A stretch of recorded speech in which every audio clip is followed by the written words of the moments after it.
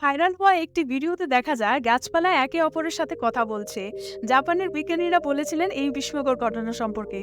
যখন একটা সময় ছিল জগদীশ চন্দ্র বসু নিজে বলেছিলেন যে গাছেরও প্রাণ রয়েছে, আর আমরা সবাই এটি বইয়ে পড়েছি।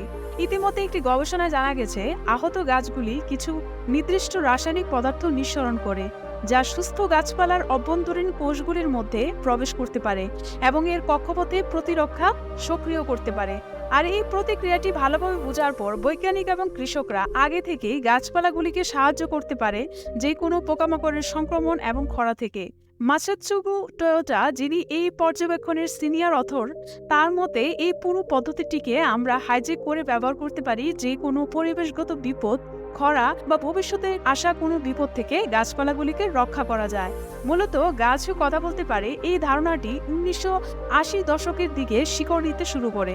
সেই সময়ে দুজন ইকোলজিস্ট মিলে এই পর্যবেক্ষণ করেন, যাতে শত শত ক্যাটারপিলার্স এবং ওয়েভওর্মস পোকাগুলি উইলো এবং এল্ডার গাছের ডালে স্থাপন করেছিলেন তা দেখার জন্য যে গাছগুলি কিরকম প্রতিক্রিয়া দেখায়। পরে তারা দেখতে পান যে আক্রমণ করা গাছগুলি এমন রাসায়নিক উৎপন্ন করা শুরু করে যা এদের পাতাগুলিকে রক্ষা করে পোকামাকড়ের হাত থেকে, ফলে কোনো কীটপতঙ্গ এই পাতাগুলিকে খেতে চায় না।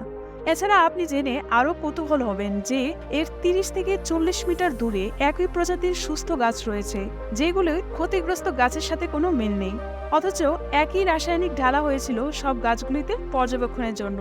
এছাড়া আরেকদিকে আরেকটি বৈজ্ঞানিক গ্রুপ সেই একই পর্যবেক্ষণ চালাচ্ছিলেন ক্ষতিগ্রস্ত সুগার মেপেল এবং পপলার গাছগুলির উপর, কিন্তু তারাও সেই একই রেজাল্ট পেলেন। এরও আগের গবেষকরা আবিষ্কার করেছিলেন যে গাছ রাসায়নিক সংকেত ব্যবহার করে যোগাযোগ করে, যা মূলত প্লান্ট ইভেসড্রপিং নামে পরিচিত। গত 40 বছরে প্রায় 30টিরও বেশি উদ্ভিদ প্রজাতির মধ্যে এই যোগাযোগটি দেখা গেছে, কিন্তু এখন অবধি এর মূল মেকানিজমগুলো জানা যায়নি, যা আজ অবধি একটি বিতর্কই রয়ে গেছে।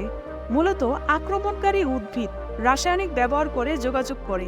বিভিন্ন উদ্দেশ্যে এরা উদ্বায়ী জৈব যৌগ নিঃসরণ করে, যেমন পরাগায়নকারীদের আকর্ষণ করা বা শিকারীদের বিরুদ্ধে রক্ষা করা। সাধারণত যখন গাছগুলি আহত হয় বা আঘাত পায়, তারা কিছু রাসায়নিক পদার্থ বের করে, যা গ্রিন লিফি ভলেটাইলস নামে পরিচিত, মানে সবুজ পাতার উদ্বায়ী। সঙ্গে এরা কাছাকাছি গাছপালাকেও প্রভাবিত করে।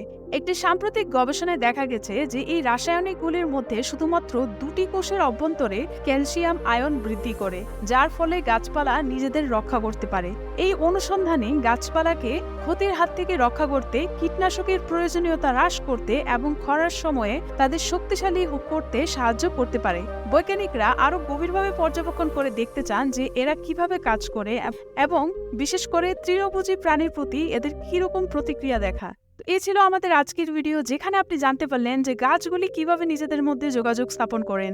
যদি ভিডিওটি ভালো লেগে থাকে তাহলে লাইক, সাবস্ক্রাইব এবং শেয়ার করতে ভুলবেন না। আর যদি কোনো ভুল ত্রুটি হয়ে থাকে কমেন্টে অবশ্যই জানিয়ে দেবেন। আর যদি আপনি নতুন হন তাহলে সাবস্ক্রাইব অবশ্যই করবেন। দেখা হবে আবারও আরেকটি নতুন ভিডিওতে। ততক্ষণ অবধি সুস্থ থাকবেন, ভালো থাকবেন। নমস্কার বন্ধুরা।